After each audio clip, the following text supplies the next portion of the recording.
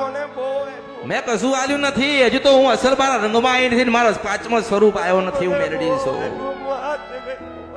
બાવાજી મારા દરબારમાં રોવાનું ના હોય, હસાવા આવીશ. હજુ તું કહો માગ, તું સોનું માગ, ચાંદી માગ, રૂપો કોકનો જીવ માગ ને લઈને ના આવું તો મારું નામ મેલડી નહીં, હાથ પાતાળમાંથી ફાડી નીકળીને હું મેલડી છું. સાધુનું ધ્યાન રાખજો. તારી 4 દીકરીઓ અમૃત ના આવી યાદથી, અમૃત ની મેલડી ના આવી. એક વખત ભગવાન આવશે તને મળવા ગુરુવારના દિવસે.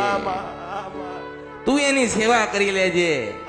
શિવલિંગ ની, શંકર ભગવાન ની, મહાદેવ ની તો સેવા તમે કરી કરીને હનુમાનજી ની સેવા કરી, ભૈરવજી ની સેવા કરી, પાર્વતી ની સેવા કરી.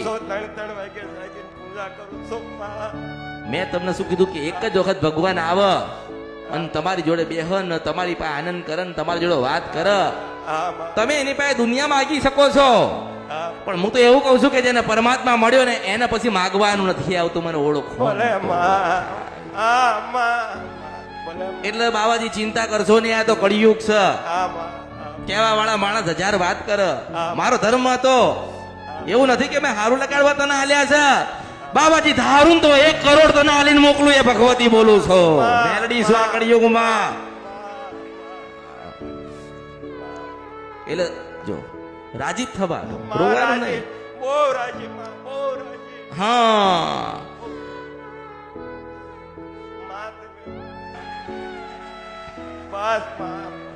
તમારે માંગવાનું નથી, મારે હાલવાનું છે. મારી આખી રીત જુદી છે. સાધુ એ આવું નહોતું ધાર્યું. હું આ લોકોને એ કહું છું કે પેલા રાણી રાજ કરી ગઈ ને એમ રાજ કરાવવા આવી છું. તમને કરતા આવડે ને તમે કરજો. હું શિરવણ સબર નથી કંદ્રપ્યા મેલડી છું.